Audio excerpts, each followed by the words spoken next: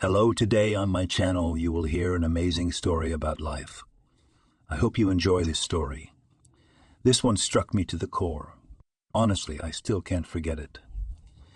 Enjoy watching. From his name Mike, buddies once cut out the ridiculous in the US Michael, so it went. Michael was his name in high school, then in the zone, where he was driven right after his 18th birthday. And now, years later, when he became a truck driver, no one called him anything else, not even his brother John. If there was a decent gap between trips, Michael settled down with his brother. He, more than anyone, understood why his brother decided to take up farming, and it was too hard for both of them to live with people, to adjust, to tolerate, to adapt. John had chosen his own kind of quiet, a house in the middle of nowhere, only the voices of animals. He kept pedigree goats, and they were quite noisy creatures. But his workers were a selection of silent, middle-aged men, honest, undrinking, and hardworking. Others didn't stick around, and since John paid his men very well, if these workers were fired tomorrow, others would line up, expecting to get a place. Michael had his own special way of shutting people out.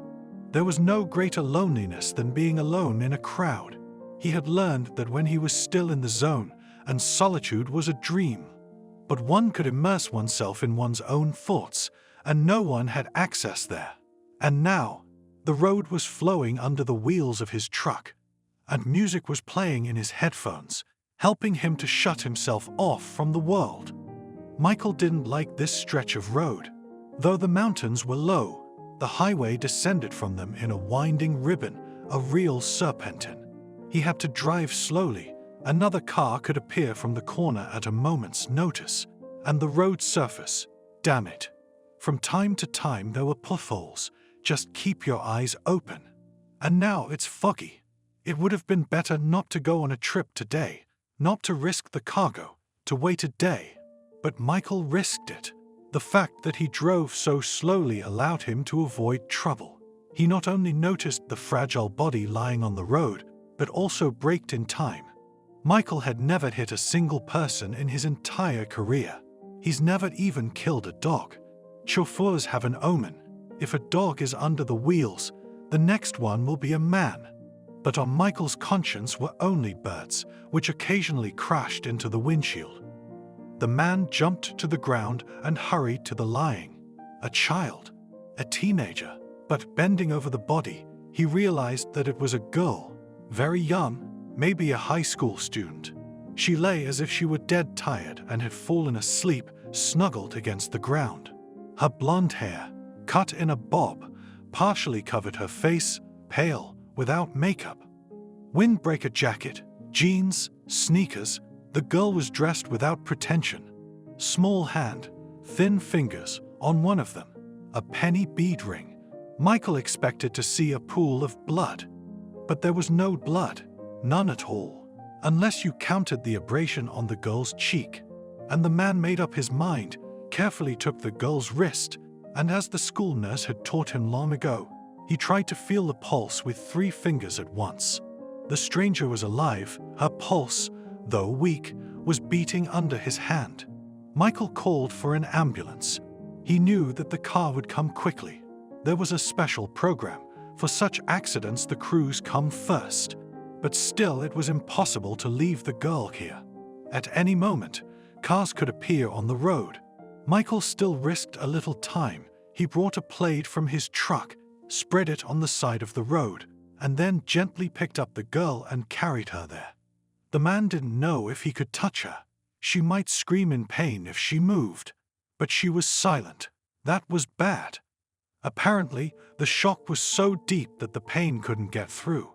Who the hell hit a girl and drove off? I understand. Everyone cares about his own skin, but to leave a senseless body in the middle of the road. Michael squatted beside the girl, smoking and waiting. The paramedics did arrive quickly. 2 trim middle-aged women came out with gloves on and leaned over the victim. In the old days, paramedics didn't wear gloves. Now everyone's afraid of AIDS and other contagions. Did you hit her? A paramedic gave Michael a sidelong glance. "No, my God, I found her. She's pretty bad, huh?" "Well, what can I say?" The woman's voice was tired. "Basic vitals only. Low blood pressure, weak pulse. Let's take her to traumatology. Are you guys gonna stay here and wait for the police?" "I'm coming with you," Michael decided. It was against all the rules. If it was he who hit the girl and then got into his car, he could so easily, a few hundred meters away from the ambulance, leave and let them look for him. Moreover, he had such a past. The police would be sure to pick on him. But he really decided to go, to make sure that the girl was more or less all right. Michael carried her to the car himself. He knew the last thing an ambulance driver wanted to do was carry a stretcher. Although he often had to do that, at the trauma center, Michael waited a long time. Then the police arrived at the same time, and the doctor who had admitted the girl came out. "Fortunately, she had her papers on her," he said, and then threw to the guards. "This man had nothing to do with it. The girl is dehydrated, has a severe nervous breakdown, and that's it. She was given a sedative. She will come to her senses. She will tell everything herself. Now she is asleep." The doctor handed the girl's passport to one of the police officers, and he made Michael a sign to wait. "I must write down your statement anyway," he said, and opened the passport. "Do you know Nellie?" "Who?" Michael suddenly lost his tongue. "What did you say her name was?" He turned pale and involuntarily grabbed the windowsill. His legs wouldn't hold him. The brothers, Michael and John, had once grown up in a nice, close-knit family. Their father was in business, and their mother, a nurse by profession, after giving birth to 2 boys one after the other, sat at home with them. The father's business was becoming more and more successful. Harvey was a responsible, honest man, a master of golden hands. His word could always be relied on. And gradually, the number of customers multiplied, the business expanded. The family moved into a large new house. The mother enjoyed the fact that it is so spacious, bright, beautiful. A lot of time devoted to the garden. Around the house she created a real paradise. The growing sons made plans. The eldest, John, from childhood loved animals and wanted to work in the future at the stud farm, breed thoroughbred horses. Mike was truly in love with traveling. For him, there was no better leisure than a tour. Together with friends, he went live foot the whole region and hoped that his future specialty will be associated with trips to somewhere in the protected points of the earth. He was beckoned by professions, the very names of which sounded styptic: oceanologist, volcanologist. But none of this was destined to come true. His father was framed by a partner whom he trusted as himself. It happened when they were planning a big project together. In a short time, Harvey was not only broke, he had a huge, by the standards of the family, debts. Had to sell everything, and a new house, and 2 cars, and a little jewelry mother, good furniture, expensive phones. Harvey sought to pay off those to whom he remained owed, to the maximum. And when there was nothing left to give, the man disappeared. For several days he was in a severe depression. His wife felt that the case is bad. A psychiatrist was invited to the house, but he recommended that the patient be placed in hospital as soon as possible. Harvey categorically refused to lie down in the asylum. Sometime took the prescribed medication, and then just disappeared. In the morning, his wife did not find him in bed. No one heard the man leave the house. None of the neighbors saw him either. Much later, his folded clothes and shoes were found on the riverbank. The investigator assumed that Harvey thus decided to hide from debts because the body was never found. But relatives had no doubt he had passed away. Too heavy a burden had been weighing on him lately. The guilt was eating away at him. Now the family lived in the cheapest apartment they could find. 1 room for everyone. John was already studying at the Agricultural Academy at the time, living in the dormitory, coming for vacations. He wanted to drop out and go to work, but his mother insisted that the eldest son should graduate and get a diploma. "We'll manage somehow," she persuaded. "You have a little time left. I'll get a job. Nurses are always needed. And then Mike will finish school, get back on his feet." Mom did find a place. She was hired at a hospice. Of course, this institution had nothing in common with the best hospices for the seriously ill. The dilapidated building of the nursing home had been renovated, and they gathered there hopelessly ill old people who were no longer needed by their loved ones. The mother was shocked when on the first day she saw an old woman covered head to toe in a semi-dark room. Was she dead? Alive for now, but still about to die. Let her rest in peace. Meanwhile, the staff were quietly drinking tea. Of course, Mom couldn't treat her charges like that.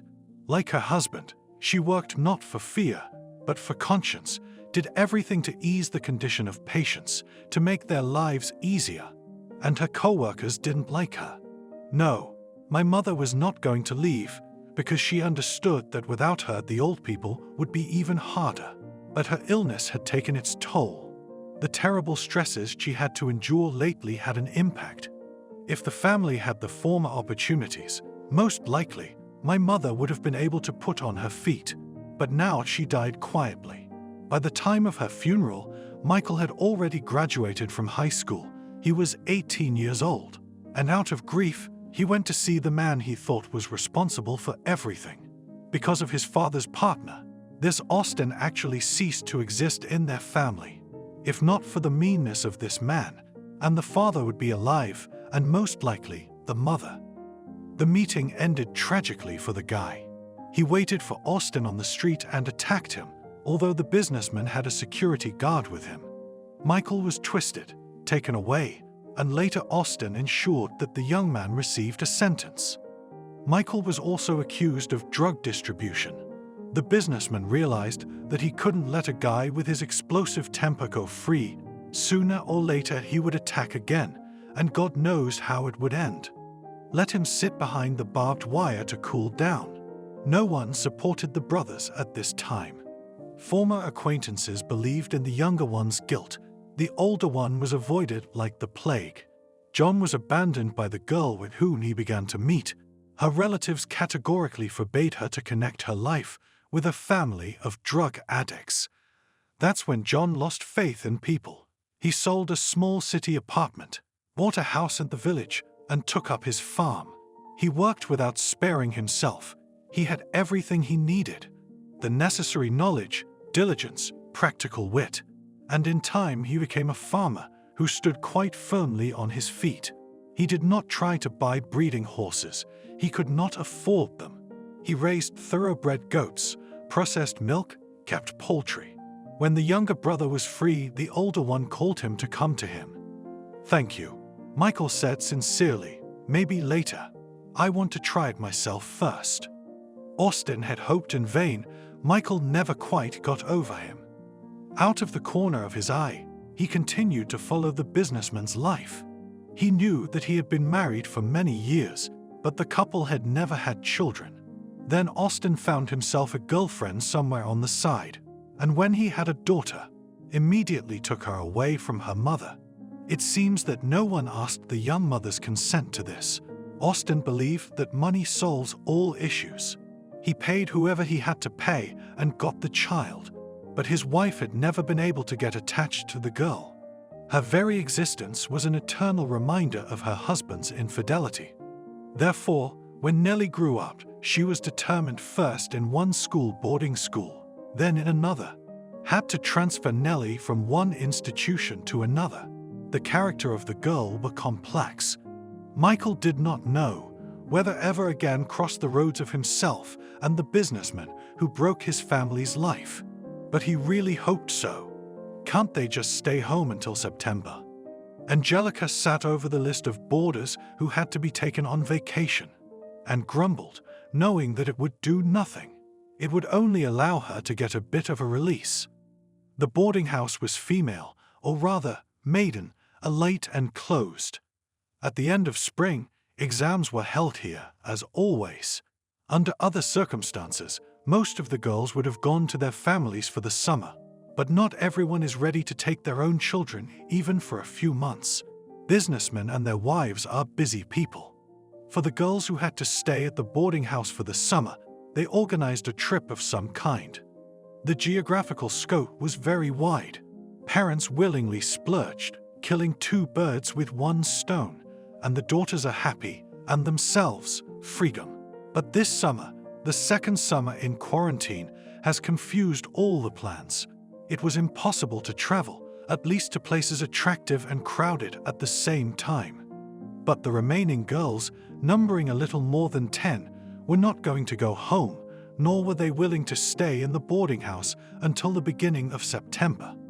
2 tutors were left to look after the girls: Natalie, a gray-haired strict lady, and Angelica, a history teacher.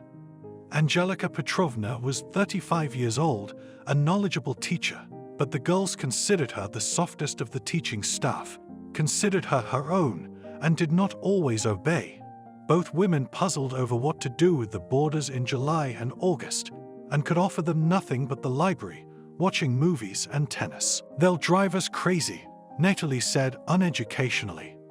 But then a friend of hers, a woman who was professionally engaged in tourism, showed up and suggested an option: a nobleman's estate in the middle of nowhere. "Very interesting peninsula where it stands, very interesting," Julia said. "A very picturesque place. The lake, the high cliffs, how many birds nest there. A meteorite fell in these parts, and there is a memorial sign there. Again, the remains of an ancient settlement. Those who are fond of history, you can't drag them away by their ears. And the lake itself is indescribable beauty. What views! Are there no artists among your girls?" "Tell me about the estate itself," Natalie interrupted the flow of eloquence. Julia went into detail. "It's a 19th century manor house. Not all of it has been restored, but one wing has already been converted into a kind of hotel. But people don't come there for a long time. It's boring for today's spoiled tourists. For now. Then, of course, they will organize a lot of entertainment there. But for now, well-to-do people stay there for a few days, to get married, to relax with fishing and photo hunting, and so on. Do you think our girls would be satisfied with that?" Natalie asked skeptically. "They are not primarily interested in the beauty of nature, but in entertainment. You can go boating." Julia began to enumerate. "On the other side of the village, there is an abandoned temple, very picturesque. I'll keep silent. There is a horse club, a store. It wouldn't be difficult to arrange excursions in the neighborhood. Well there, exotics of all sorts with a peasant bent. Raking hay, milking a goat." Natalie only sighed heavily, remembering Nancy Prokorova's manicure, each nail like a painted dagger. It was the kind of thing you could only milk. Not to mention the fact that she's afraid of the Carolina wildlife, starting with mosquitoes and ants. It's much later they learn that there are vipers on the island, and sometimes bears wander there, that there are swamps around the only road leading to the mainland, that all amenities are limited to hot and cold water and electricity,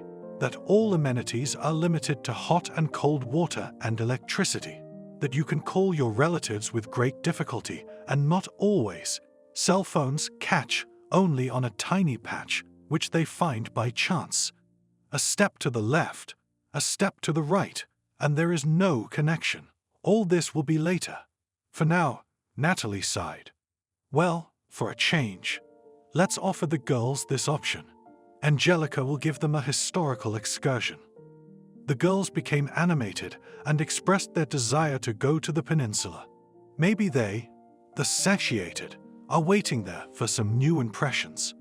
In extreme case, it will be possible to wrinkle their noses and say, "Fie, where have they taken us?" And at the last minute, Angelique thought, they threw in a new boarder. "We don't have enough to worry about. You're always wary when you take in another girl. How will the others take to her? How will she settle in on her own? And now, well, the right is not up to her." The girl was brought by a governess, but the documents were in order and the payment for the girl had been made, so there was no reason to refuse. The attendant did not ask the questions to which Angelica was accustomed. Accepting new wards, what are the living conditions? Can we see the bedrooms? What are they fed with? Who of the teachers to call if the girl complains that she is being abused? What's the situation here? It is clear that it is not the army. We are not talking about hazing. But girls can bully the new girl if they don't like her. No conditions, no asking for supervision. Angelica even felt that it was not a new boarder, but a girl who would be working here. Nellie looked away, not showing any feelings, neither regret nor joy that she had come to the boarding house. The other girls usually chirped, remembering 1,000 little things they'd forgotten to say, asking her to give this and that, not to forget about this, to call, to send pictures. Some of them wiped away tears. Nellie looked past the governess and looked frozen. Angelica was wary. There was no telling how the girl would behave. In any case, she must be encouraged. The teacher approached with a soft smile, put a palm on the new girl's shoulder. "Come on, I'll take you to the dormitory and introduce you to the girls." She waited for some clue to start a conversation. The new girl would ask something, share something. But Nellie was silent. The shoulder under Angelica's arm was so thin and bony that the teacher thought, "We should tell the canteen to give her bigger portions. And for the afternoon snack, they should give not 1, but 2 buns." Angelica immediately realized that the new girl would not like Casey, a girl who looked older than her years because of her rough facial features and excessive weight. Casey passionately wanted to lose weight, wrote out in a notebook different diets, did morning exercises, but to really fight with herself, she was not able to. Food produced on Olia even some kind of narcotic effect. She was in a good mood, and even in euphoria, when she ate to the brim so that it was hard to breathe. A look in the mirror always spoiled Ola's mood. She always went to the shower alone, so her friends wouldn't see her shapeless body. Casey disliked all the girls who stayed thin without any effort, and the new girl would certainly be among them. "I'll put her with Caroline and Veronica." Angelica decided, "It's only for one night, we're leaving tomorrow. And during the vacation, the girl will probably make friends with someone else and move in with her new companions." Although all the boarders were from well-to-do families, they were not entitled to separate rooms. Both the little girls and the older grown-up girls lived in 3s and 4s. There was a free place in the corner room, where they were not exactly friends. They were too different, but the girls were calm and not scandalous. Veronica was the tallest of the boarders. Natural blonde, her hair almost white, curled at the shoulders. Her features were small, her nose was upturned, and her eyes were blue. If it weren't for the height of a basketball player, Veronica would have many admirers. And that's all she needed. That's all she was interested in. Boys, young men, men. Veronica really wanted them to like her. She never talked about what she wanted to become, what profession to get, but she dreamed of future marriage all the time.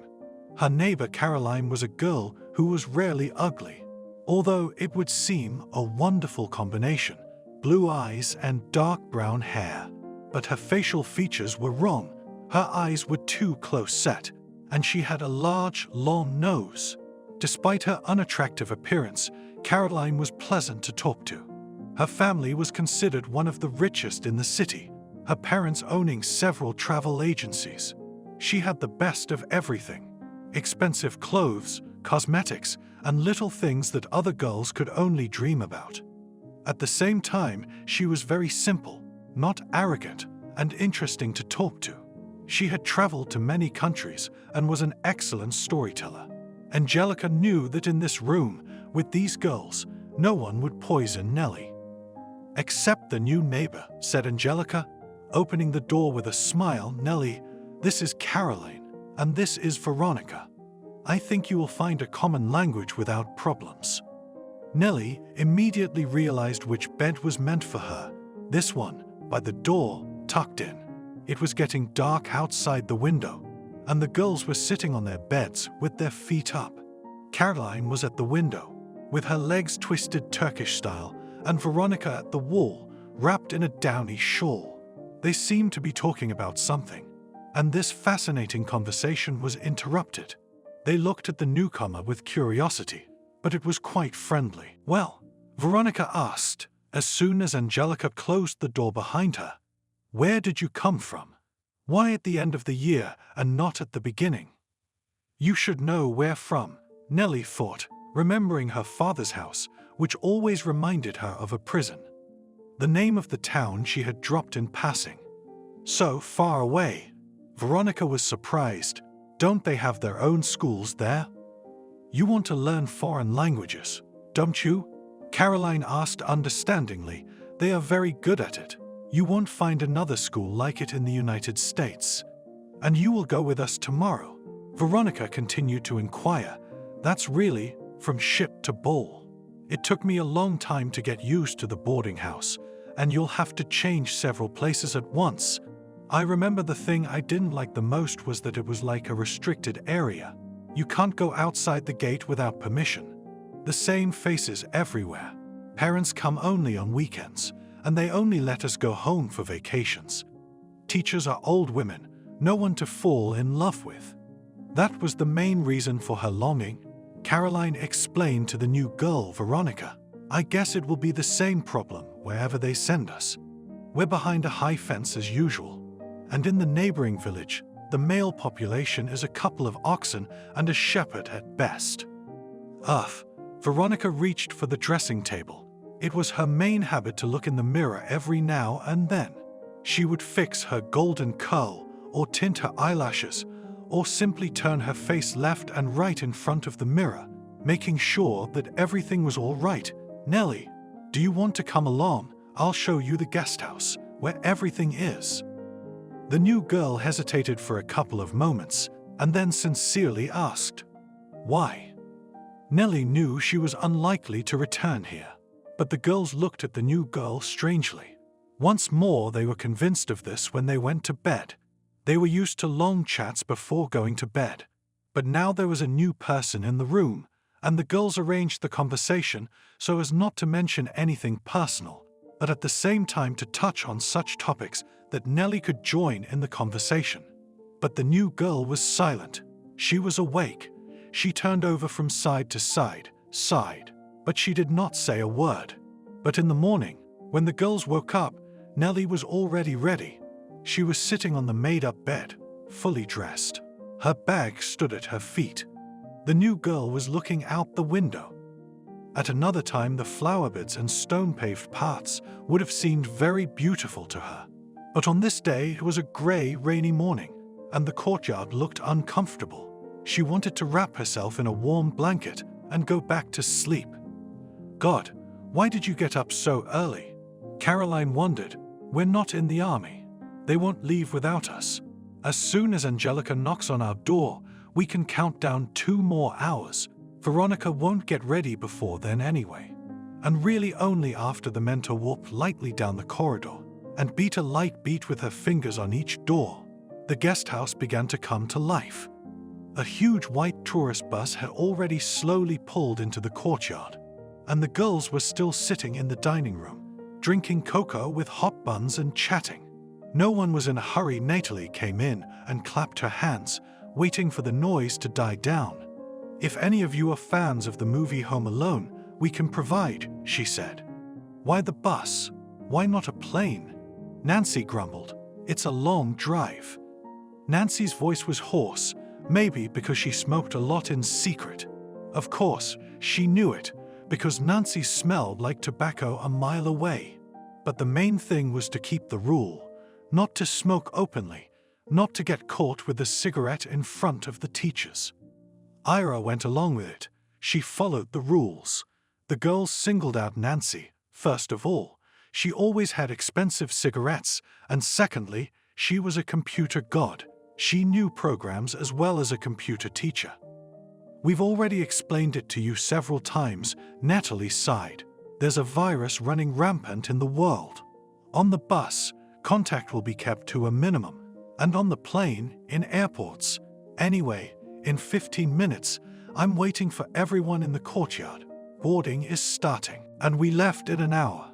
Lucy, a short girl, with a face as delicate as a baby's, was the last to emerge from the boarding house, her eyes half closed, her movements slow. It was impossible to imagine her in a hurry.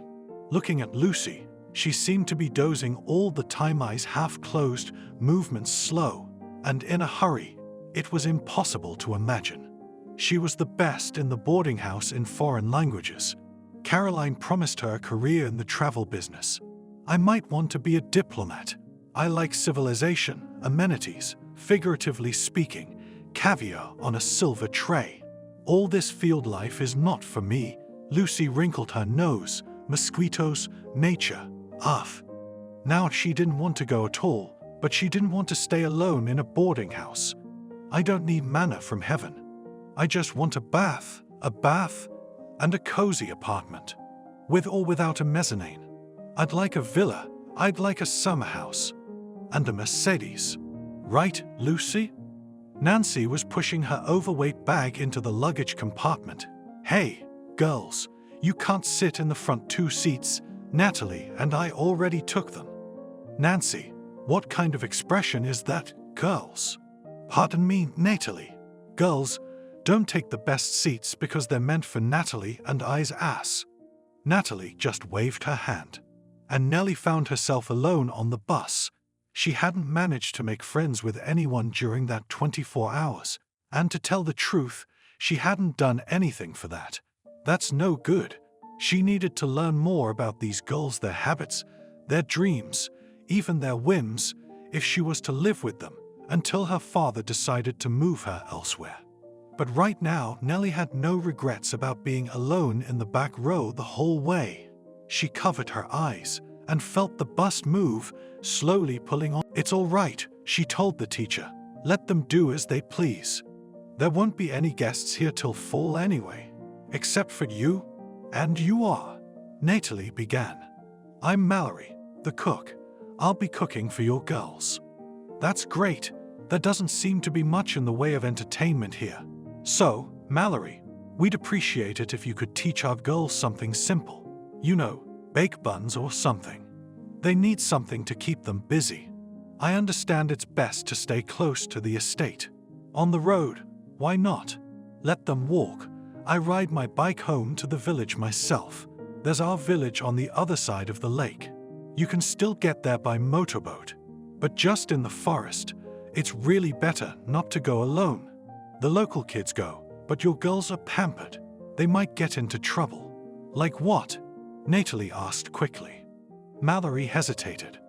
Well, the first thing is the marshes. It doesn't take long for a girl to be tempted by berries, a clearing, a step, and she's in the mire. Our locals always try to walk in 2s and 3s. If one falls through, the other pulls him out. A snake bites. Also, not deadly, of course, but unpleasant. We still need to get to medical help. Can't you call an ambulance here? In the 21st century? Mallory shook her head. You can't even get a signal out here all the time. Sometimes the phones go dead, and that's it. So the best thing to do is to get the victim into a motorboat and get to the other side of the river. There is a medical center there, and if it is closed, the paramedic lives in the village itself. You can run straight home to her. Yes, Angelica was very calm, but she couldn't take it anymore. I doubt if there will ever be a tourist center here. I wouldn't even recommend it to hunters. Why not? Mallory's voice was full of resentment. If the old Earl's place is the one they'll definitely come to.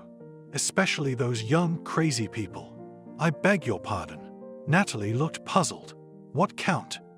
We're in his house now. Mallory's tone changed. If she had been shy before, as if she were embarrassed to speak in front of the city women, she knew the subject, and her embarrassment disappeared. I keep saying, if it were in Europe, they'd probably burn him at the stake, that Billy. We say, Mallory lowered her voice, that he was deported. And not for any treason, not for freethinking, not for embezzlement, not for dueling, but he was a ghoul. Who? Angelica even wrinkled her nose. Him.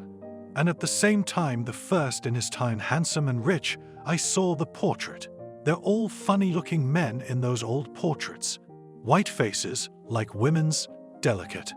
Wigs, and they wore makeup, these gentlemen. Mallory, you're confusing the 18th century with the 18th century.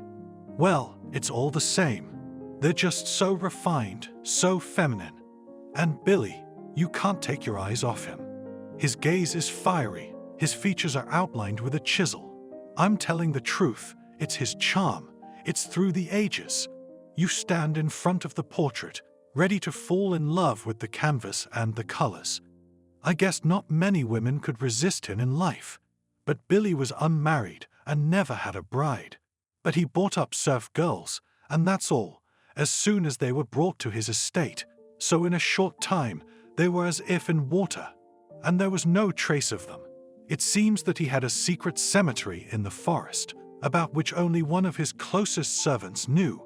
And if the master was as handsome as an angel, then this servant was scarier than the devil himself, a one-eyed one at that. At that time, the authorities did not stand up for the serf's brother, or rather, sister, and for a long time this case did not come to light.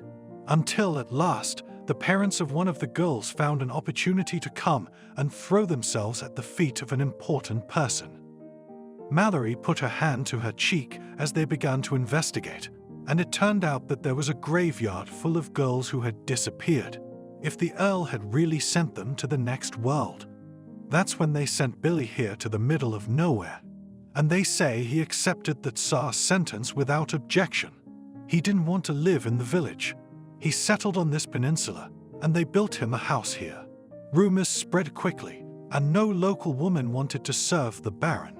The people knew that he had several men in his servants, and the chief over them was this one-eyed devil. They also noticed that from time to time the only road that leads here is hidden by fog, and then it is impossible to get to the Count's house at all. It's like a blind man traveling off-road. It wasn't like that before, only since the Lord settled here. And when girls started to disappear in the village, people went to the local priest in a crowd. He was an old priest, over 80 years old. He said, "Get out of here. Move so far away that even the longest winter night would not reach you. I can't bless you to go with stakes against the Baron or to burn his house. Neither you nor I will be well off. Go away." And the village was deserted for a long time. It was probably much later, after the Civil War, that people began to settle here. The Count's house stood abandoned. They tried to open something here, an orphanage, an office of some kind, but it was inconveniently far away, on the outskirts of the village, and there was this fog. It descends on the peninsula from time to time, closing it from the world. "Where's the Count gone?" "He's buried nearby," Mallory explained, "but we don't know what he died of. There's a rumor going around. Some people say that without fresh blood, the Earl grew old and died. Others say that a priest was left in the village, and it was he who killed him with his prayers. It's also known that the crypt with Billy's body was near the church, inside the church fence. It's all destroyed now, torn apart. Of course, there were those who broke into the crypt. They thought they could make a fortune there. And the church, first the new authorities made it a warehouse, then it fell into disrepair. Now there are only ruins there. But the body, did they find the body?" "I don't know anything." Mallory shook her head. "Maybe the one who first entered the crypt, the one who saw the coffin, the deceased himself. But no one would admit to it. Everyone I talked to said there was nothing there. It was empty. We thought the Count's house would suffer the same fate. It would fall into ruin. But no, young people came here, walked around, wowed, 19th century mansion, beautifully preserved, and decided to make it a tourist attraction. They finished one wing. Now guests come here from time to time. Well, more rich men. To go fishing, then to take a bath. The fishing here is excellent. I make soup out of the catch every time and serve it to them with vodka. But if we declare these lands the final resting place of the ghoul, then all sorts of crazy people will come here in droves. You know, the kind, who dress in black, spend nights in graveyards, "Ah, that's what I meant when I said you could make a name for yourself. I was very surprised that the girls were brought here. Of course, nothing's happened here for 1,000 years, but people still think it's a bad place, especially for such young girls. It so happened that Nellie was alone. All the girls are in rooms of 2. Angeliki decided to settle in 3s, and now Nellie had no roommate. And it was the father's room, right by the stairs." Caroline looked in, her eyebrows narrowed pitifully. "Well, do you want? Let's ask Angelica, and you and Veronica will move in with us." Nellie shook her head. She realized that, in fact, the girls didn't really want to cramp up. They hadn't had time to like the new girl or get attached to her. Caroline was just being kind. Nellie looked at her room from a special point of view. She went to the window. Neither trees nor bushes obstructed the view. Ahead was the green lawn, beyond it the surface of the lake. The village is visible on the other shore. The roofs of the houses, the dark purple bricks of the dilapidated church.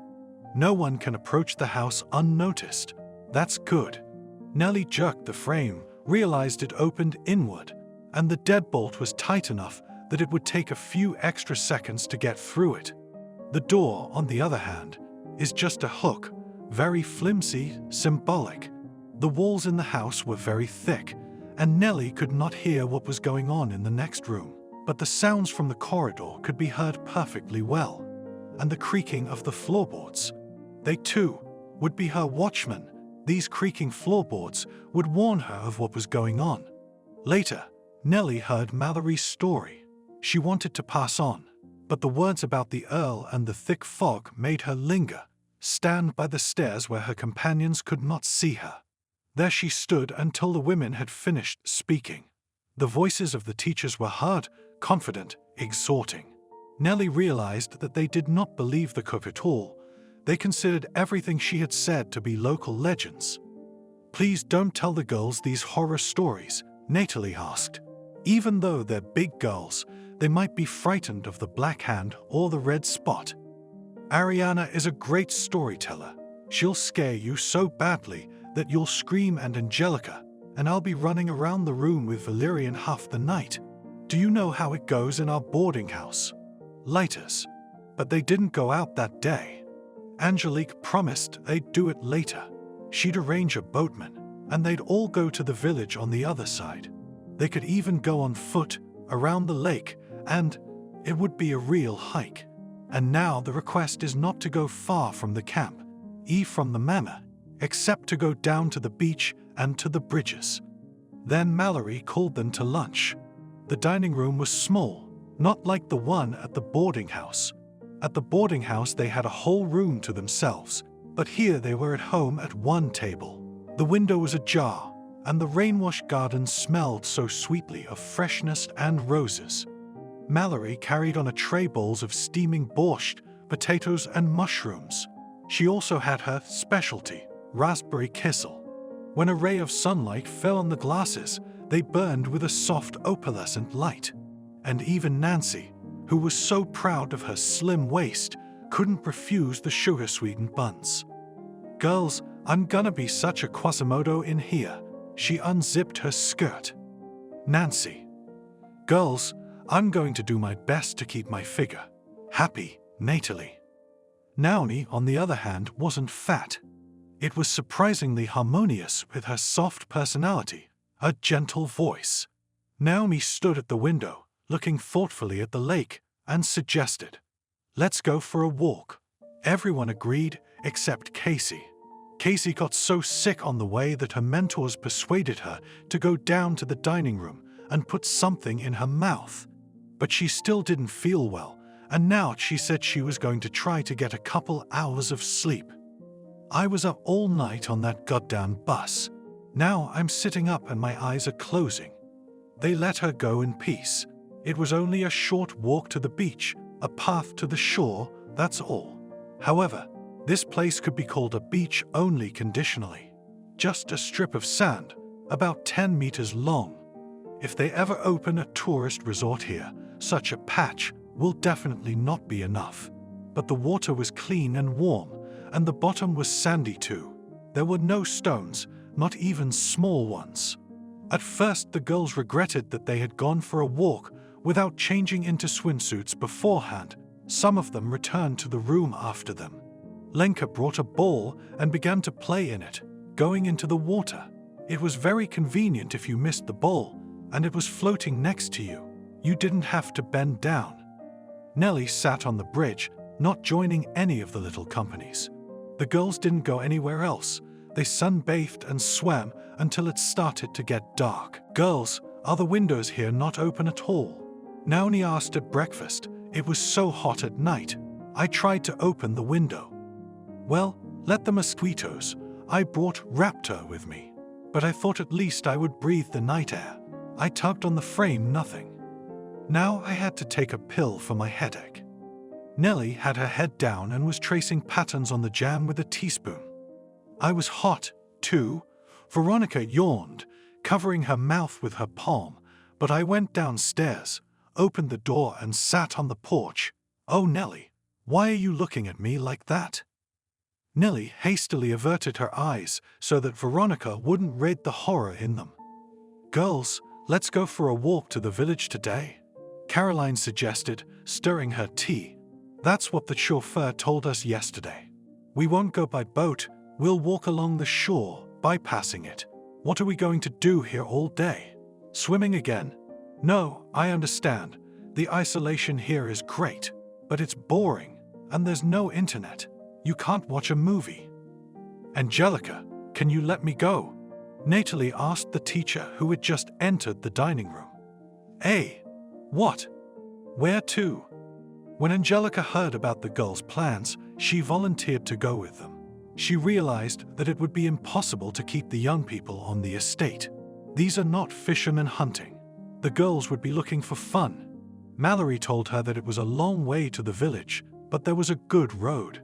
It would be much worse if the young people went to the ancient ruins of the city of the dead. There it was necessary to know perfectly well the narrow path between the swamps. It was better not to go without a chaperone. The girls gathered leisurely, though Angelica was in a hurry. "If we want to be back by lunchtime, it's a long way. We can only get there and back in time. We don't have bicycles like Mallory, and we don't have a boat either." But while Natalie was running for her hat and Betty was looking for her camera, which had fallen to the bottom of her bag, Veronica was pouring water into a bottle. "You're the only one with discipline," Angelica praised Nellie, who had been standing next to her for a long time, waiting for the other girls. In fact, the distance was even greater than they had anticipated, and the road was boring. The forest on both sides, and there was no end to it. The girls' legs were tired, and Nellie's eyes were tired. She looked around continuously, trying not to attract the attention of others. Was there anything unusual, something she needed to remember? Everything was quiet. When they finally reached the village, they were disappointed. It was a poor place. A few dusty streets scattered far from each other, houses all as one modest. No one lived here richly. That's all. A store that looked like a barn was the only one. And, of course, they sell everything from bread to winter boots. Nancy snorted as she ran off the porch. "Well, at least we'll know where to buy lemonade and toothpaste," Caroline tried to reassure her. "Look," Selena pointed, "aren't those the ruins of the temple?" "You're sharp-eyed," Angelica wondered. "I wouldn't have noticed." It was indeed once a church, but not only were the domes gone, but the bell tower was almost destroyed. The plaster had crumbled almost completely, exposing the crimson bricks. The whole place was thickly overgrown with grass, and lilac bushes crowded in, covering both the church and the cemetery that stretched behind it. "Come on, let's go and see." Natalie lit up. "And if we cannot go in there?" objected, however, not categorically, Angelica, hurrying after the girls. "Bricks fall from the ceiling there." "Yeah, and right on our heads." Nancy stumbled, not noticing the groove, hidden by the honey-scented yellow flowers. What air there was! Caroline was indifferent to old architecture, and she was in a dreamy mood. She liked everything here. The sunny, warm day, the vast sky. You don't see it like this in the city, from horizon to horizon, and the clouds as light as white fluff. And this path they were walking on, with wildflowers on both sides, white, blue, purple. You could pick a bunch in 5 minutes. As they approached the church, it became clear that the place was not entirely abandoned. Here, next to it, there was a prayer house, an obvious novelty, a rectangular brick structure, an icon of St. Nicholas above the entrance. People did not restore the old temple. The destruction was already irreversible. It was easier to demolish, and a large construction people could not cope. Not for the money, but the places prayed, so they put here this house, where believers gathered on weekends and holidays. The door opened, and a tall young man in a black monk's robe stood on the threshold. He must have heard voices and decided to welcome the guests. "How many of you there are?" He turned to the girls, surprised and happy. "Have you come for a tour?" "We are," said Nancy. "We are from the old manor," explained Angelica, blotting her sweating forehead with a handkerchief. "City girls who will be vacationing here in the summer. So here we are. Today we have some local sightseeing. Interested in the temple? It deserves it. Built in the 18th century. See the bricks. They used to add eggs to the lime mortar for strength. And after the revolution, the first thing they did was to remove the bells from the church, load them on a barge, and take them for melting. But there was a miracle. The bells somehow slipped into the water and sank. The matter was at night. During the day people dived, but they could not find them anywhere. So now they lie at the bottom of the lake and wait for their time. It is not Kattegrad here, of course, but the lake still has its wonders." Nellie approached, and almost for the first time the girls heard her voice. "What may I call you?" "Father Steve." "Steve?" The young man smiled a little shyly. "It's a tradition that the parish here is served by a monk in the rank of priest." "Father Steve, and the crypt. The one where the old count was buried, it's here too, isn't it? What's left of it?" "Oh, that." The monk's face became sullen. "Have you heard enough of our local horror stories? Are you into the otherworldly too? It's a big sin. If you're believers, you should confess it. How many of you are Orthodox?" Several girls raised their hands, just like in school, but Nellie didn't turn around. She looked Father Steve straight in the eye. "Show me this place, please," she asked. And there was something in her tone. The monk shrugged and led the girls down the path. There was little left of the old church fence, stones lying in the grass. All the rest had long ago been scattered by the locals for construction, for fixing their houses. A few graves were inside the fence. The rest of the cemetery was on the other side of it. But here, inside, almost on the border, near the gate, there was a stone structure surprisingly well preserved. It reminded the girls of something even fairy tale-like. The entrance was framed by 2 columns, a pointed spire, stone carvings, steps, a rusty iron door, a metal pattern, crosses. The day was dry and warm, but here, in this corner, there was obvious dampness, and so the moss hid the base. "Here," Father Steve said with a slight chuckle, pointing to the crypt, "only there is no authentic evidence of the old count's connection with demons. A sinner, of course, but who's without sins? But he gave a lot of money to the parish, and a lot of it, yes." The iron door was ajar, and, of course, all the girls hurried into the crypt. What was inside? It was empty and uninteresting. A small space where all the boarders could barely fit. Dirty walls, damp, cold. The thick stone walls did not let the summer heat in. "Isn't there a dead man?" Nancy's sharp voice came from the crypt. "That's how stupid they are," Angelica said in an apologetic tone, trying to smooth things over, and then raised her voice. "Ira, we were told the crypt was empty a long time ago." Nellie managed to squat down in the crowd of boarders. She ran her hand over the stone slabs and said, "He was lying over there, under the floor." "Where?"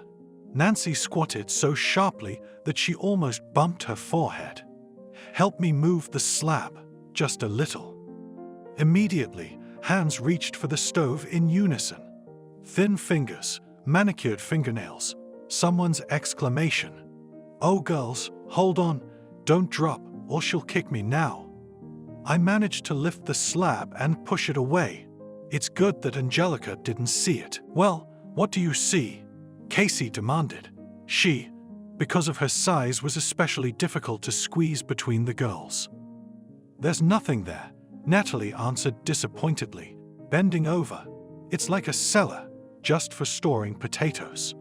There was probably a coffin in there. One or more. Convenient.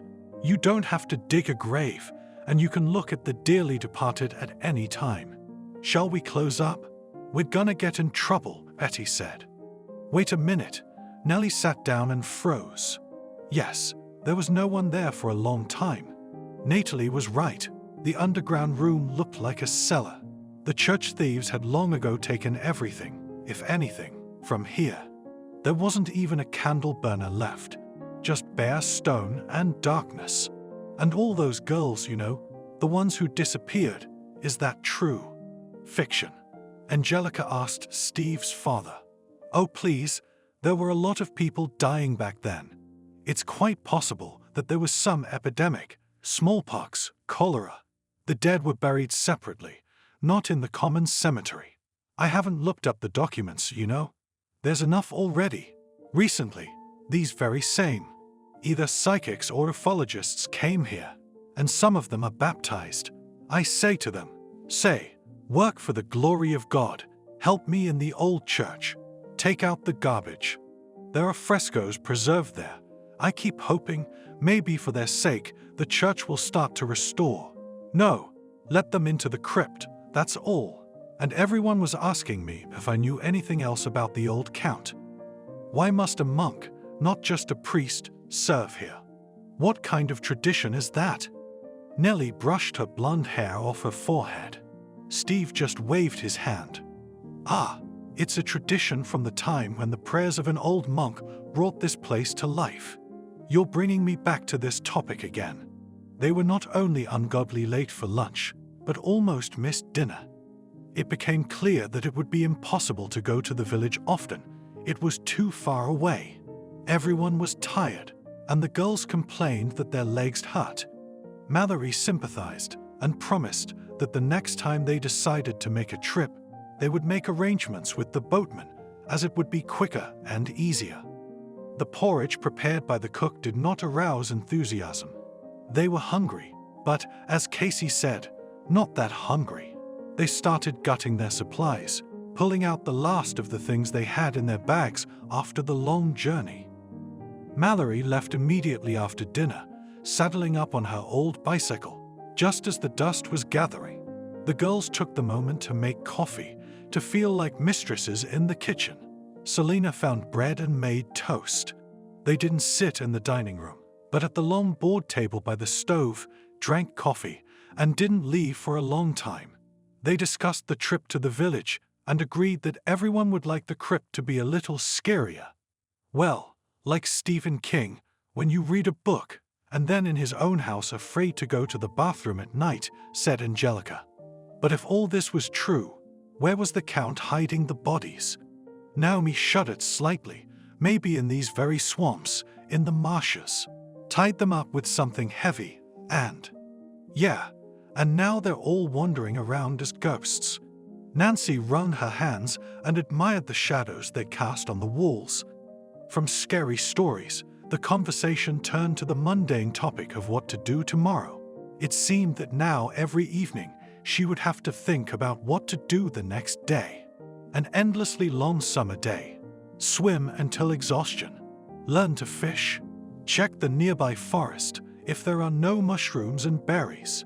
Angelica listened a little, smiling.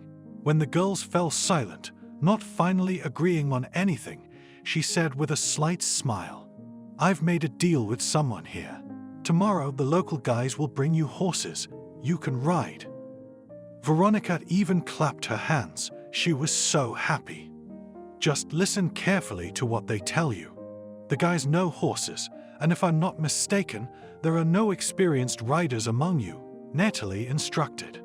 Naomi returned. No one had noticed that she had already gone to bed and said irritably, "Who in my room has screwed the window on that very wire again? It took me half an hour to unscrew it this morning. I can't sleep in the air. Who's got a mania for making braids out of wire? Go on, open up." Of course, no one confessed. Naomi left with one last thing to say. "I'm going to twist it for the last time. If it happens again tomorrow, I'll take the mattress out on the lawn and sleep there." The morning found Nellie sitting on the porch. It was that hour of dawn when some fall asleep and others wake up. Nellie realized that now she could go out. The sun was about to rise, and the fog that now swirled over the lake was no longer a threat. She got up and straightened herself with difficulty. Her legs were stiff. Nellie was cold and tired. If she could lie down under a warm blanket now, there would be no need for horses. She yawned and walked. She didn't know why. Toward the lake. Maybe because she thought she saw a figure in the fog. But there was no one and she had to go back. Veronica in her nightgown leaned out of the window, listening to the birds singing. "Are those nightingales?" She called to Nellie. "I can't tell them apart at all, but they sing in a way that makes my heart weep." Breakfast did not arouse enthusiasm. For some reason, all the cooks of the world, if it is an organized feeding, whether it is children in kindergarten or ailing in the sanatorium, cooks always in the morning cook porridge. The smell of hot milk made Nellie start to feel slightly nauseous. Veronica smeared the porridge with a spoon. She didn't want to upset Mallory, so she pretended to eat, or at least she was about to start. Caroline sighed and said to no one in particular, "I like to put caviar on my sandwich at home in the morning, and a cup or two of tea, of course." Nancy gave the plate a look of disgust. "I'm going for a smoke," she said. If there were teachers around, Nancy managed to say the word smoke like a ventriloquist without moving her lips. You couldn't tell who said it, or if she said it at all. A few of the girls looked at her. All of them could not leave immediately after her. Otherwise, Angelica would immediately raise her voice. "Where are you all rushing off to?" "Well, back." We were silent for a minute. "Well, no one dreamed of any ghosts?" Naomi asked, more to change the subject. Nellie raised her head and looked closely at the girls. As no one answered, Naomi went on. "I thought I'd sleep on my feet after last night's walk. I've only had one period in my life when I had very vivid dreams, as they say nowadays, triples. But that was after antidepressants. My parents were getting divorced, I was crying all the time, and my doctor prescribed them. Girls, there was such a strange feeling, as if you live in a different reality and do not want to leave it. And then yesterday, that is, tonight, again. But I haven't taken any pills for a long time. And the only sedative I have with me is an aroma pendant with molasses. If Nancy hadn't left, she would have said that other people's dreams are the most boring thing imaginable. But Nancy wasn't there, so Nellie asked, "What did you dream?" "My dead brother," Naomi said. "I still think he's the reason my parents split up. We were little, I was 8, Anthony was 3. And my mom let us out to play in the yard. You know, an 8-year-old kid, right? You forget you're with a little kid. You turn your back. You're a little kid yourself," Natalie said. "And girls, I still don't know how the car hit him." She hid her face in the palms of her hands. Her silky long hair fell on the table, becoming her second line of defense against other people's gazes. So much time has passed, and I still can't tell it all coherently. I just remember bits and pieces, like dots and dashes. Well, don't. No, I'll tell you, because, first, there was a short scream, something absolutely inhuman. Then immediately, well, it was not immediately, of course, it all merged for me. Ambulance under flashing lights. My mom and I are both there. I hold on very tightly, because the car is rushing so fast that I think I'm about to be torn from the seat. and I'll hang like in weightlessness. And these turns in Medgarodok along the paths, here and there, I was skidding. Then the adults all jump on the ground one by one, the stretcher rattles, and I get out last, by myself. Everyone forgot about me. And the next thing I know, I'm sitting alone in the hallway. No mom, no one. I realize that everything is with Anthony, and I wait, petrified with horror. And then, after an eternity, they're in the office behind me. The phone rings and one nurse says to another, "A boy has died." And I went in and I said, "Dead?" I don't know what they saw on my face because they both rushed over to comfort me. "No, honey, everything is fine." And I don't remember anything else, not even the funeral. Now, I think my father never forgave my mother for that, for sending Anthony to the yard with just me. She didn't go herself, didn't look after me. From then on, we were not a family, but like fragments. If you say the wrong word, look at something of Jerkins that comes under your hand. It's as if you cut yourself deeply and painfully. There was silence for a moment. Naomi perked up. "So, tonight I dreamt I was at home, and Anthony came into my room. He's a big, grown-up guy. He's wearing a black hoodie with a hood, and he's taking my paintings off the wall, picking up my stuff off the table. He's got a big gym bag in his hands, and he's putting everything in it. I ask him, 'What are you doing?' He says, 'Show me what else is yours and I'll take it with me. And I'll take you with me.' I don't realize in my dream that he is dead, and I help him. I give him one thing and another so that I don't forget anything. And then we go ashore. It's so early in the morning that you can't tell whether it's still night or dawn. There's a fog over the lake, only over the water, as if it were not a lake, but some kind of smoking bowl. There are thick reeds on the shore, and my brother has a boat hidden there. I follow him and ask, 'Will you help me into the boat? I'm so clumsy. Is it deep? Are there leeches?' And he's already in the boat, standing in his black hoodie, with his back to me, and he's not holding an oar, but a pole.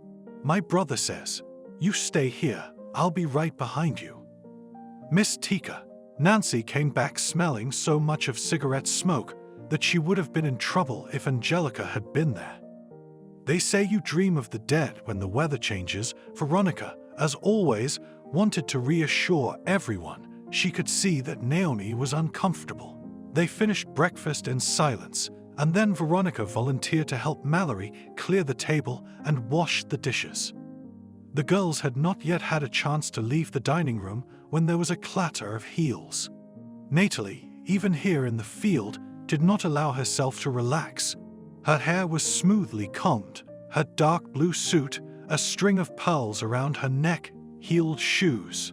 As if it were not the estate of an old count, lost on a peninsula, but the native walls of a boarding house. Natalie looked around at all her charges. The girls knew from experience that it was hard to hide anything from her gaze. She would notice everything from a hole in their tights to a boarder's bad mood. I said, "We're not going anywhere. We have an interesting program for today. Studying what grows around the house, learning to tell the difference between a dandelion and a forget-me-not, counting crows." Nancy began in her ventriloquist whisper. Natalie headed straight for her. She held out her open palm. "Cigarettes." "Bummer. Nancy, searching is not my style, but you won't be out of the manor for the rest of the vacation. It's up to you. Either you give me the cigarettes now, or I'm locking your room up. I'll move your roommate over to Nellie's, and you'll be a prisoner of the castle of If. I want you to breathe clean air here, not poison yourself. You have one lung for life." Natalie generally knew the futility of this fight. Nancy had been smoking since she was 12, and now, of course, she had her stash of smokes tucked away. So taking one pack away from her now wouldn't make much difference. But Nancy would have to hide her cigarettes even more carefully, and do her best not to get caught. If she pretended that the teachers didn't notice, tomorrow half the girls would start smoking cigarettes without hiding. Naomi, while everyone was distracted by Nancy with her pack of cigarettes in the inside pocket of her jacket, Nellie quietly tugged the girl's sleeve. "You can't go away with me for a quarter of an hour. They said not to go anywhere. We'll be right back. We'll walk to the lake. Do you remember the place you dreamed about?" "Yeah, I think so," Naomi said uncertainly. "There was this little grove, an aspen grove. The moon was shining, and the leaves fluttered in the breeze and looked silver. It was beautiful. Can you show me?" "Why?" Naomi was surprised. Nellie looked at her in silence. "Really? Why?" "Maybe I had the same dream." She answered the question with a question.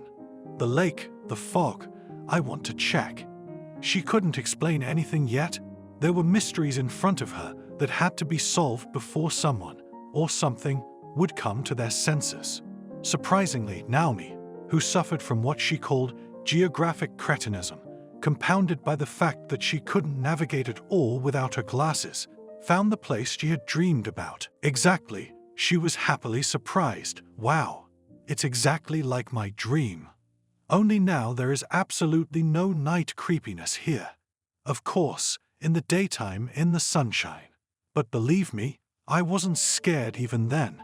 Some people are afraid of dead people, but I missed Yoka so much that I was happy to see him. Honestly, I woke up and my pillow was wet. I didn't want him to leave." "I believe so," Nellie said briefly. She was used to looking around differently than the others. She didn't look around, didn't take a few futile steps in each direction. Forward, backward, what's there? She stood there, frozen, her eyes moving from object to object. At times like this, she thought she could see even with her back. She didn't have to turn around to see danger. "The subconscious mind is an amazing thing," Naomi said knowingly. "I must have memorized this place yesterday afternoon when we were walking here, and now I've seen it.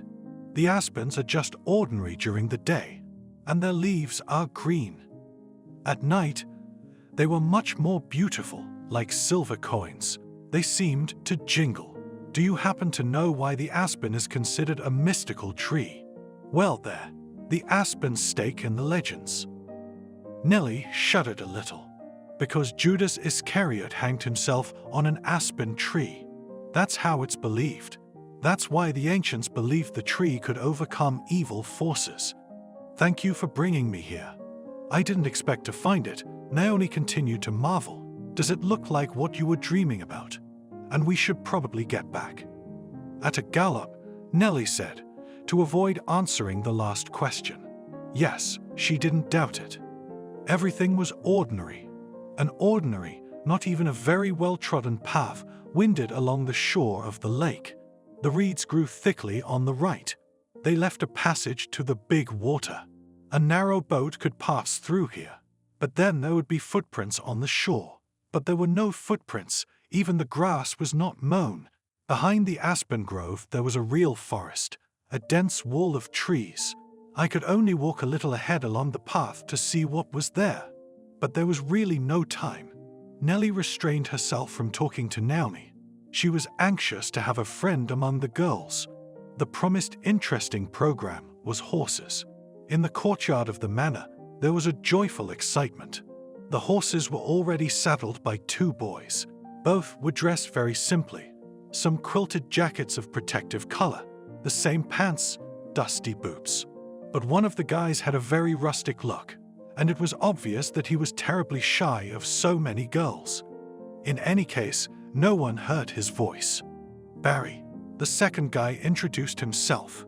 He was dark, short, pleasant-looking, and Veronica licked her lips involuntarily. She had pink lipstick on, slightly shiny, and smelled like caramel. Angelica explained that Barry was the owner of the equestrian club nearby, and now they were all going horseback riding. At first, there seemed to be a lot of horses, but there were only as many horses as there were girls and escorts. The horses are the simplest, Bashkas, short, with big heads, and one of the boarders hummed a little. Nellie realized that ordinary girls would have been delighted and rushed to feed and pet the horses. But here were the elite. Some of the boarders had been riding for a long time, and some of them had their own stables at home. The most she had learned was to approach a horse without fear and to climb up without support. "Where are we going?" Nancy asked. She did not hesitate long and was already in the saddle. She had chosen a single white stallion from a small herd, and his eyes were blue. "What's his name?" "Lemon," Barry answered. Of course, everyone immediately started taking the horses apart and asking their names.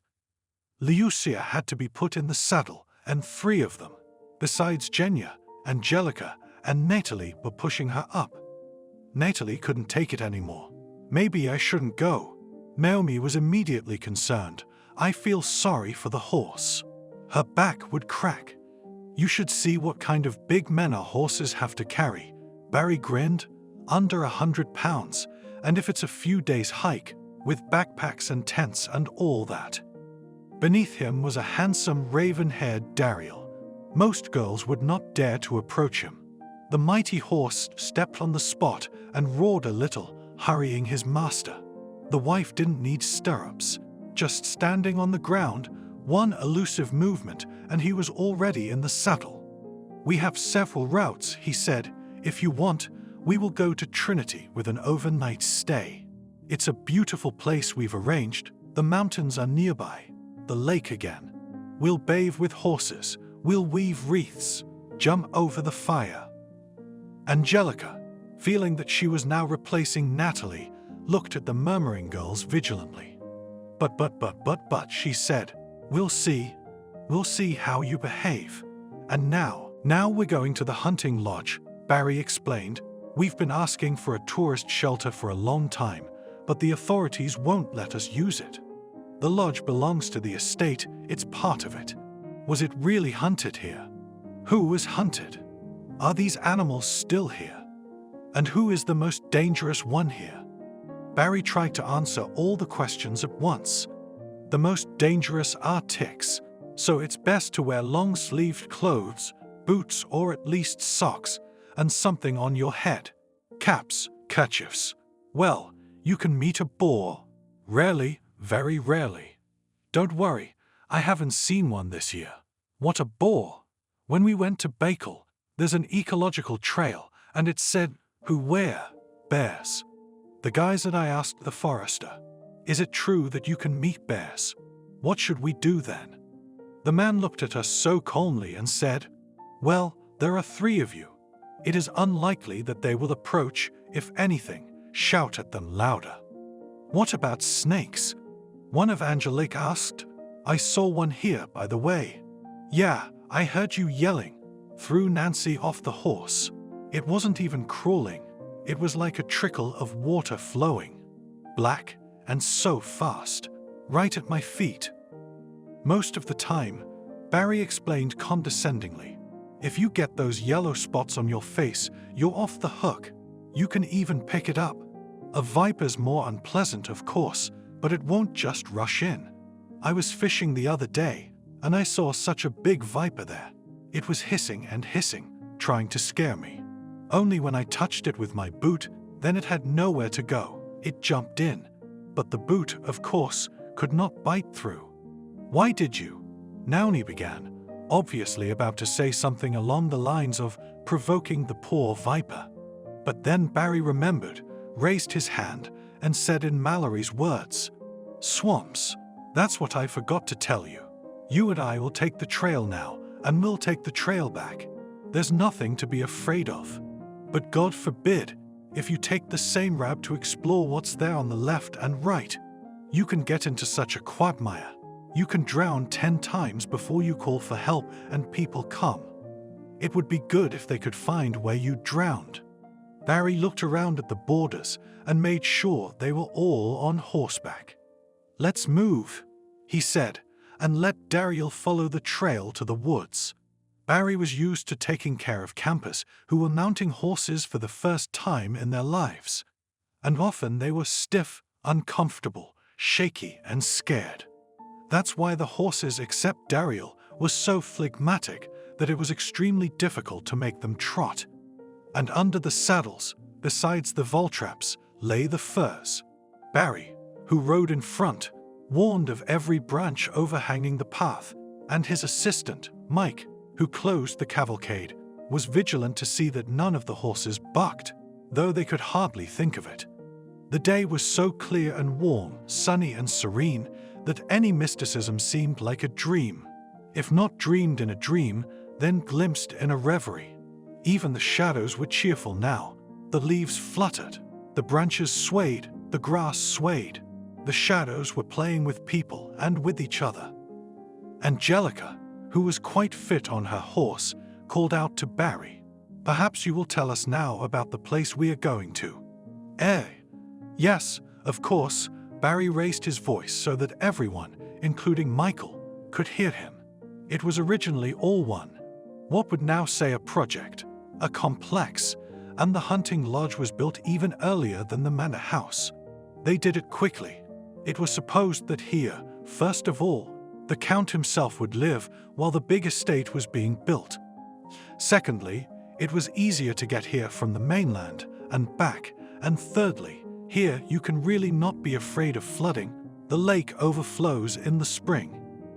We say hunting lodge, but in fact, today in our understanding it is a hut in the forest. But this is a beautiful cottage. Well, it was, and in his time, when the Count was alive, he often went there. Hunting? Lucy asked. I don't think so. There were so many animals there in his day that hunters couldn't get rid of wolves for a long time afterward. There were even bears here. It was unlikely that an avid hunter would have animals walking right under his nose. Nowadays, it is difficult to meet a wolf. He can smell a man from afar and hides. I only once last year, when we were camping with tourists, heard a howl at night and came to look. It wasn't a full-grown wolf, it was just a teenage wolf. Still, he realized that I was nearby and only gray heels glistened. And then, the old wolf could sit on the edge of the thicket and look at people. What are you going to do? So I think the master's temper was peculiar, and he would just leave here so no one could find him. No guests, no surprise visitors. So what was he doing here anyway? Casey kept up. Barry shrugged. The hell knows. Probably reading. They said there was a big library here. Maybe he was writing his memoirs. Two things that might seem surprising are that the servants' quarters are one small room. Apparently, the Count didn't like servants either. There was no chapel or anything to do with religion. Was he a pagan or something? And after his death, the place was abandoned first. Why? It was Angelica who asked. It's a deep forest. The lake is far away. What's there to do? The Count had no hares left, and none of the locals would have thought of going hunting so far away and using such houses. They want everything simple. A simple hut in the woods with a stove and wood, and that's enough. Even now, when they begin to restore the estate, no one remembers about the hunting lodge. It is quite badly destroyed. There are no roads to bring construction materials. And again, tourists get bored in the forest. They want a lake, a beach. I've got my eye on the cabin. It suited us, I mean the club. We could go there by horseback. It's 2 hours. It's convenient. We could make a break there. We could at least use the first floor as a shelter. And if we stay there for one night, people would also be interested. You know, they would tell different legends. The atmosphere there is suitable for that. Inside, of course, everything had been plundered. Only the walls remained, but the architecture. It became clear when the riders reached the place. The house lived in a clearing surrounded by a forest. Exactly the feeling was formed not standing, but living. Becoming a part of this place, it greeted the dawns here, survived the winters. At night, it was illuminated by the greenish moon, and in spring the roads to it became impassable. In fact, it was only in summer that one could come here to see this enchanted prince, who could not be awakened from his heavy sleep. The house was indeed small, but it surprised with its architecture at the first glance. Though it was indeed badly damaged, the roof was gone, and the walls, once covered with white plaster, were now stripped of it, revealing dark red bricks. There are 2 columns at the entrance and a small tower on the right, a tetrahedron where the tall, narrow windows are still intact, 3 on each side of the world. Are we going to have a picnic inside? Casey asked with eager curiosity. No, Barry laughed. We'd have to clean the place up first. Look at the inside. It's all junk. There's not even anything left that's good enough for a fire. But don't go upstairs. The stairs are decrepit. You hear that, girls? Did you all hear? Angelica asked with pressure. Only downstairs you can walk very carefully. The girls jumped off their horses, and some of them slid down. No one thought of tying up their horse or taking care of it. They were all in a hurry to get home. And if it had not been for Mike, who had taken care of the little herd, there was still to be learned that prudence, without which there was no way, especially when help was far away. Barry was right, though. There wasn't much to see inside the house. Empty rooms, 2 small ones, one for the servants and one for the kitchen. There was a hall with a fireplace and a bright room with a bay window, perhaps the master's study or library. The panes had long since been knocked out, of course. There was little left of the twisted metal staircase to climb the tower. Something strange was happening to Nellie. She was the last to enter the house, but she saw something different from the others. She saw something different. Her mind was all jumbled up. A child of the 21st century, she could only compare what was happening to a 3-decade movie theater, when you see and feel what no one outside the walls knows. Could she be going crazy already? Even for sure, it was as if Nellie lived in today's day, but she also belonged to that bygone era. It was as if she had lived in this house for years and could remember what she had done yesterday, and think of what she would do tomorrow. In the hall, where the other girls' eyes had seen shabby floorboards and a dilapidated, failing ceiling, she saw smooth floorboards of a strange, almost black wood, a sofa covered with green cloth.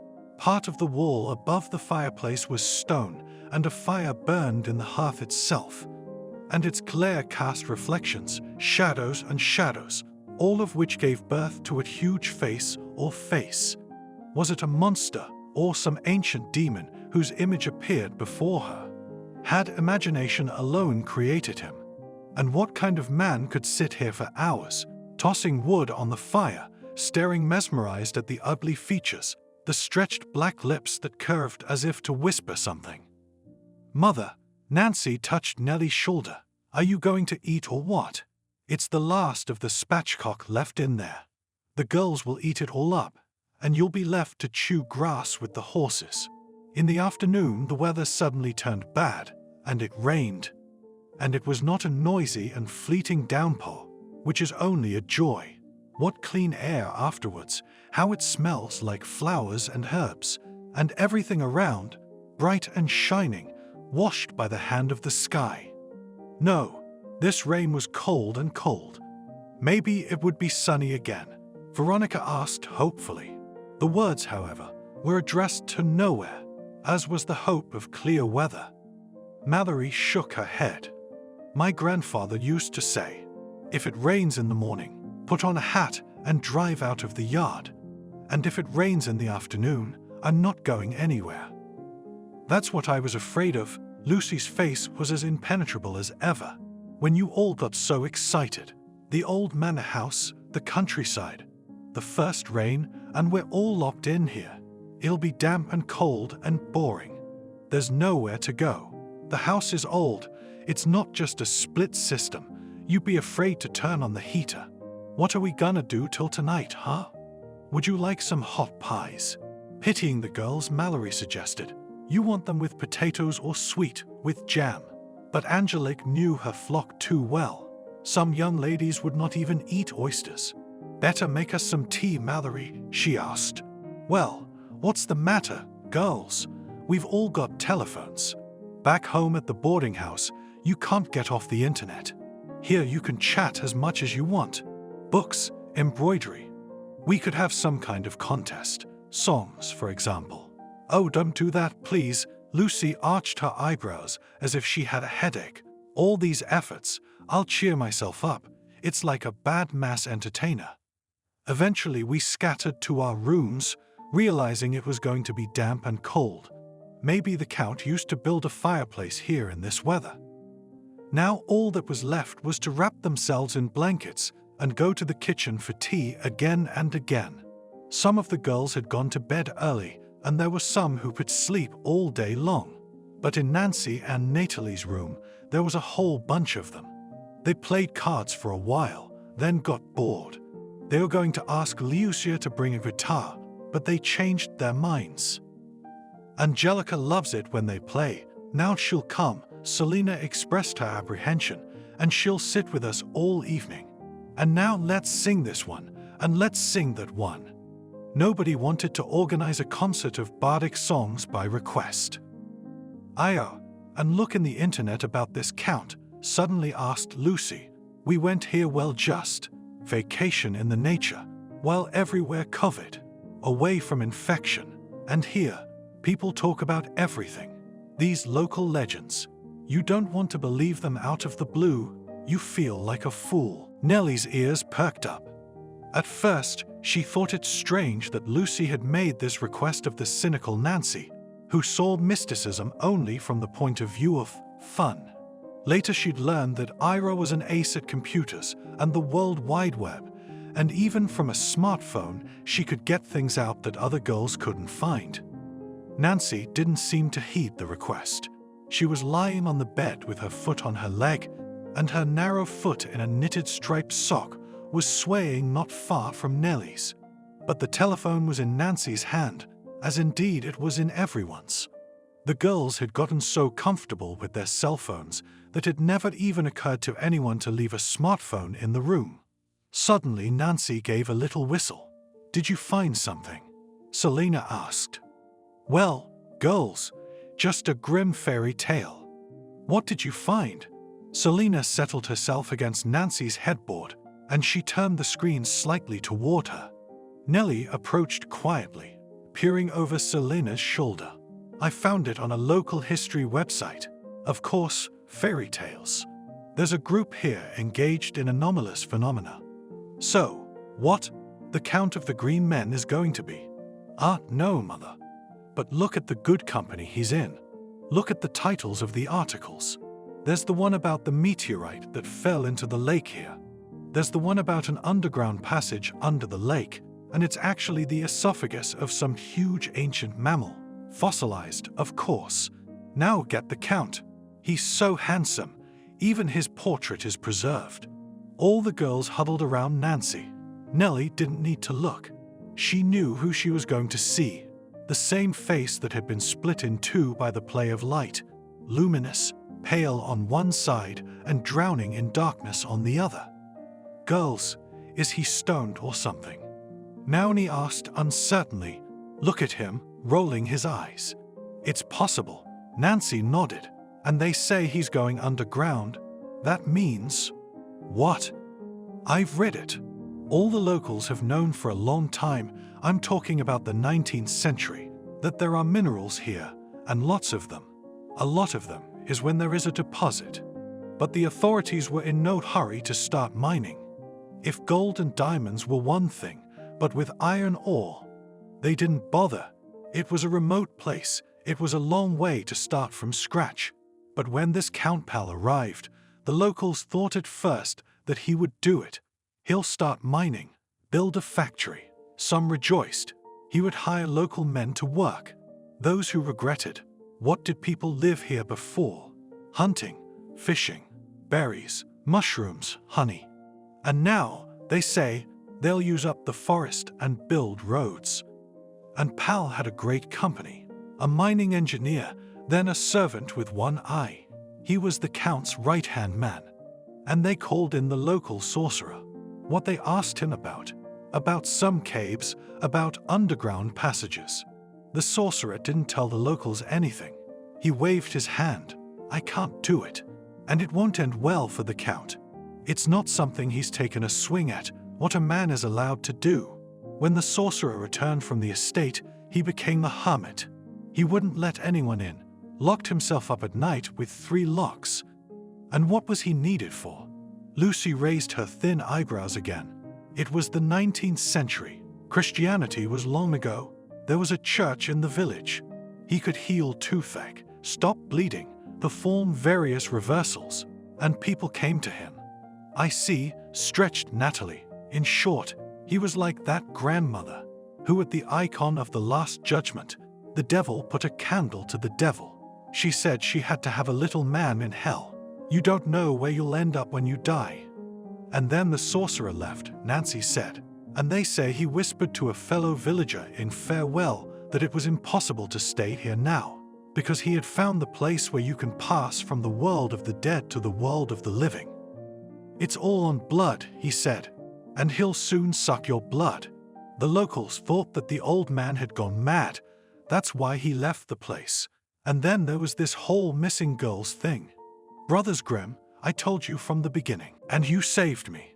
Nellie continued, please don't think I'm like him, like my father. In a little while, I'll be out of school and out of the family. I've never felt warmth from my dad.